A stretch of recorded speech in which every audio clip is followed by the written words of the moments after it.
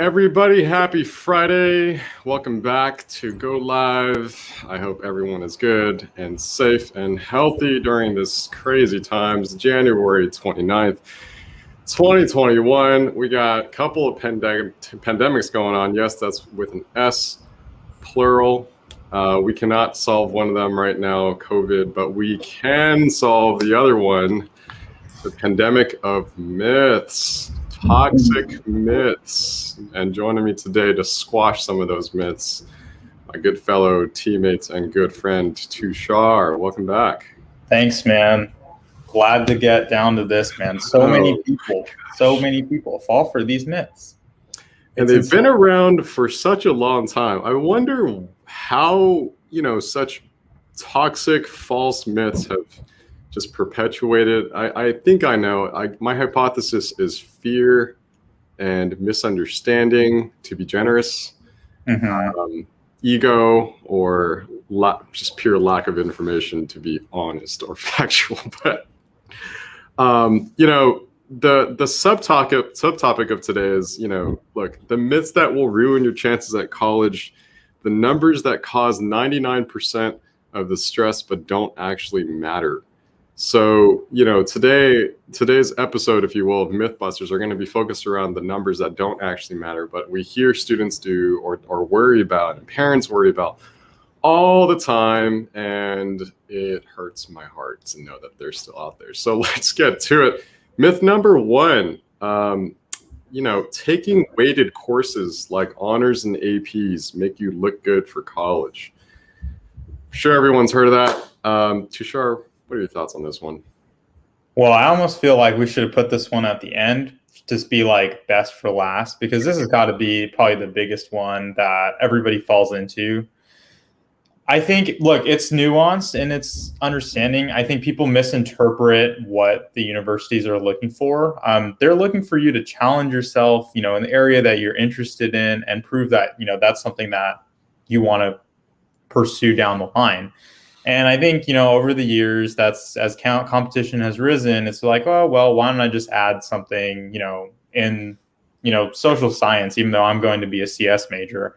And it's like, well, that's not really helpful. Like, you're not going to get much out of that. And now everybody feels like they have to do that. And so imagine taking, 6, 7 AP classes, junior and senior year, with everything else that's going on in your life, trying to stay afloat. It's going to stress you out a little, I would say. And in an unnecessary way. You brought up a couple good points, so let's kind of stew on those. So the myth we're talking about is, taking APs make you look good, or taking honors makes you look good. And first and foremost, it's a myth, because the actuality is taking APs and getting A's make you look good. Not taking APs makes you look good. And another associated sub-myth to this is, getting a B in an honors class is like getting an A in a regular class. That's an absolute joke. Okay, anybody who's ever worked in admissions will tell you that's a joke, because literally, I think anybody in admissions will probably laugh at that and say, that person fell into that trap. That's too bad for them. Because to your point, it's important that you challenge yourself in areas of interest. But there's also another quote I want you to remember, guys, whoever's watching this, is challenge, but don't over-challenge. Challenge, but don't over-challenge. It's January 29th. I know a lot of people are thinking about course selection for next year, right? Thinking about how many APs we want to take. Do I want to take A-Push? Do I want to take AP Psych? Should I take AP Bio and AP CSA at the same time because I'm interested in biotech, and so maybe I should just take both? Guys, 2 simple rules of thumb to save your life. Number 1, please take only the classes KNOW, you're going to get an A in, okay? And number 2, take only the weighted classes that you're genuinely interested in. And I've been counseling students for the past 12 plus years of my life. Any student who has ever broken either of those 2 rules has suffered the consequences, and AKA really struggled in that class and other classes, because everything starts tanking. But this is a toxic one. So, challenge yourself, but don't over-challenge yourself. So whether that's 1 honors or weighted course or 3 AP courses, right? I generally don't recommend going over 4, because that robs you of your time of other stuff that actually helps more than your numbers to get into colleges like Stanford, MIT, Caltech, whatever. Yeah, so that's the way I see this. Don't fall for this trap, guys. Take as many weighted courses as you can, get A's. That's my final thought on that. Tushar, do you have any other thoughts on this one? Yeah, I mean, I think what you said near the end, where it really takes away from the time to do other activities, that's so important, because I think people also fail to realize that, there's a threshold. And once you're past the threshold, it's significantly about diminishing returns. We talk about the SAT so much, right? Where, 1,500, 1,600, the difference between those is significantly different between a 1,400 and a 1,500, right? You start proving less and less as you increase your score.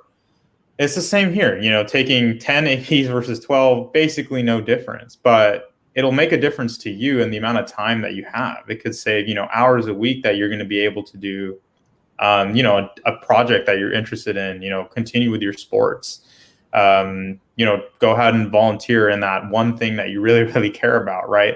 So I think that's the big thing, is the amount of time it saves you, and that you can go back and reinvest into other parts of your life that will automatically just make you look better for college. But even just forgetting about that, just give you a more well-balanced and well-rounded life. So let's see, pop quiz for you, Tushar. Average number of APs per year for you, starting junior year and going to senior. Oh, so man. What was the average per year for you? I'm curious. What was it? It was 6 per year. Yeah, I have to be honest. I definitely fell into this trap. Mm-hmm. It really, that was the way to go. And I didn't have your guidance back then, so I definitely wouldn't have done that if I did. But I think, that I really learned a lot, the hard way from that. Because as soon as you get into college and you read up on, what carries over, you're like, what? Literally 1 or 2 APs carry over. So what were the other 10 about? And what were the other 6 about that I didn't even care? Literally, it's like, oh my God, that's. And by carried over, you mean like covered the prerequisite for GE coursework, right? So you were thinking, okay, going into this, I got 4s or 5s on most of these things, so I'm going to be done with like 10 to 12 classes automatically, right? Yeah, that's what I thought. And only 2 counted. Only 2 counted. It was quite interesting. Maybe we'll have a separate Go Live podcast just to explain exactly how that works, because I'm sure that'll take us like a whole half hour just to talk about or the intricacies of that. But yeah, in case you guys are listening, tune in later for that. And if you haven't already, obviously like and subscribe to the channel just to check out, stay posted on the new content that we're posting all the time. But that is a good one. Let's move on to the next myth before we get too carried away here. In fact, let me just kind of do a final plug on that first one. I think the optimal count for a student who's going for, let's say, UCLA, Berkeley, Harvard, Stanford, I'm going to say is 3 to 4. Yeah. And I say that because that usually gives you a good amount of academic challenge, but also affords you just enough time to build your profile in other categories that are non-numeric in nature, like leadership and service and curiosity and stuff like that. So yeah, 6 is overkill. Anybody who's doing that. And that's a good segue to myth number 2. Let me read it out loud. It's important to self-study for and take AP exams outside of what's offered, so that it makes you look good compared to your peers, right? So important to self-study for APs. I'm just going to say it, guys. This is my biggest pet peeve. I've been doing college counseling and mentorship for the past 12 years. And it's like, anytime I hear a student or parent utter these words, self-study for AP, I literally get 2 things at the same time, a brain aneurysm and a heart attack. Because I'm just oh my gosh. That's probably what my student is going to get down the road. So, man, this one really hurts, because I think it's probably one of the most toxic myths, because now parents think, okay, in addition to the 5 or 6 APs that my student is already taking, I need to get my student to take some additional APs self-studied, right? And so now a student's thinking, okay, I can load up on 8 APs in 1 year. And oh man, I just have to break it to everybody here who's watching. Okay, in college, generally speaking, the average number of courses a college student takes, right, because that's what an AP class is supposed to somewhat equate to, is generally 4 to 5. Yep, accurate. right? Sometimes even 3, you can get away with that if you kind of load into the summer. But like, let's say 3 to 5 classes in general, right? At any given point. And so to ask a high schooler to take 6 APs or 7 or 8 or self-studied for whatever X amount, it's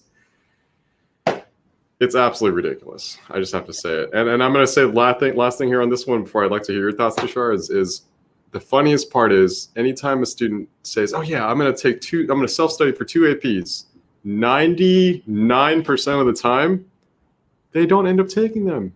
Or they take them and they don't get a 5. Well, guess what, guys? If you don't get a 5 in the self-studied AP, probably not good to report that, because if you get a 4, that's a B, a 3 is a C, and let's not talk about a 2 or less. All right.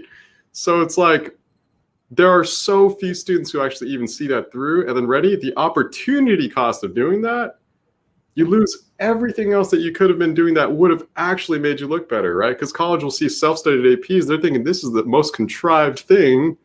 You're just clearly trying to do this to look up for college. You're not actually genuinely trying to learn about that topic. I mean, you could have done that by just reading about it in 10 minutes through an academic journal, for crying out loud. I love that we keep talking about the opportunity cost, because in my experience, that was the one thing that was it's not covered. It really just seems sometimes that I can do this, like 8 different things. And I should be doing all of those things. But the reality is you can't do all of those things, especially not at the level that you need to in order to, quote unquote, look good for college. But even to get, any sort of deep understanding or deep engagement in that activity.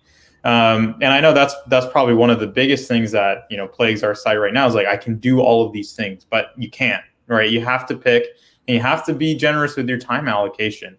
At the end of the day, like, these are just juniors or seniors, sophomores, obviously too, in high school, taking all these classes.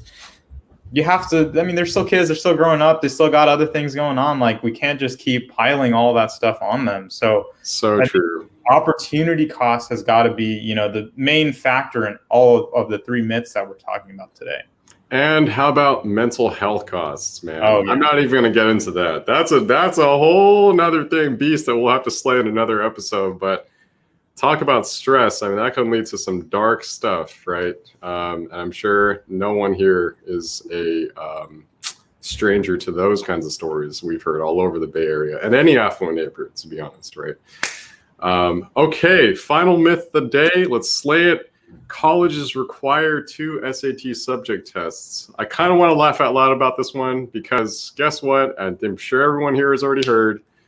As of January 2021, College Board has officially canceled all subject tests. For now, they can come back and make that change again and say, hey, by the way, we're reopening that. But for now, they're gone. So guess what? Everybody who ever was worried about this, you're fine. Don't worry about it anymore. And the truth is, it was a myth to worry about in the first place because colleges don't require SAT subject tests. And I'm going to contradict myself by saying there's only one that I've ever known, at least in recent years, like AKA 5 to 10 years, that has required. That's Georgetown. That is the only school. It's the only school. And I always found that to be quite pretentious. But, now and before that, no other schools required it. So every time I hear a parent say that or a student say that, and then I say, actually, no, they're like, are you sure? I'm like, yeah, why don't you Google search the website of the university that you're talking about? And they're searching up like, oh, where did these myths originate in the first place? Tushar, where do these myths come from, man? Just the incessant competition where, I think it comes from the fact that people don't understand that the review process is holistic. So the only thing they can quantify and to measure against other people are numbers. And all of these things that we're talking about give you numbers as results, right? I mean, we tackled the whole volunteer service hours thing last time, but it's part of the same problem that it's all comes down to numbers. But guys, it's a holistic review process. It's so much more than numbers. You have to think about this as if, we're humans and people, not as math formulas, right? So that's where it's coming from. And I know some people might be like, why are they still talking about subject tests? They already said it. They're going to bring back something else eventually. Yeah, they will. They've already said that they're working on coming up with a replacement. Whatever the replacement is, it's going to be under, the same myths are going to start over, and and what we're saying is still going to apply to them later, right? You don't need to have them. They're not required. The whole idea is you're just trying to show what you're interested in. You don't need to take ones that, don't mean anything to you or aren't a part of what you're interested in at the end of the day. Yeah, I guess the interesting common denominator for all these myths is that there's this baseline assumption, right? Like, listen to them one more time. Let me just read them out loud, right? Take more weighted courses. Looks good. It's important to self-study and take APs. It's important to take at least 2 SAT subject tests, right? The underlying assumption is that your student will do all that and then get A's, get 780s or 800s. 800, right? Yeah. Get the 4.0s. Guys, parents, students, 1, you are not machines. 2, it is frankly almost impossible for you to accomplish all of that and really well in each of those categories, okay? Let's be real. Stop comparing yourself with your niece, your nephew, or your student with your niece or your nephew. Stop comparing yourself with your classmates or your best friend. Whoever your student is or whoever you are as a student, you're one unique individual. You need to be honest with yourself. Number 1, what can you do within your own capacities, right? And do well. That's your limit. You draw that. If you want to improve your limitations and improve your capacities, well, that's a different story.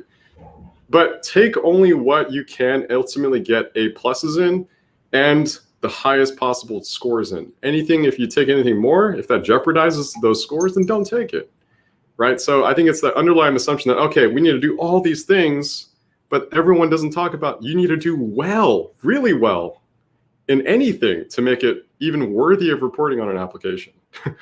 And so I think that's an underlying assumption that no one really talks about. So let's talk more about that, right? In fact, I encourage all parents and students to ask themselves this, which is, okay, if you did this, would you get all A's?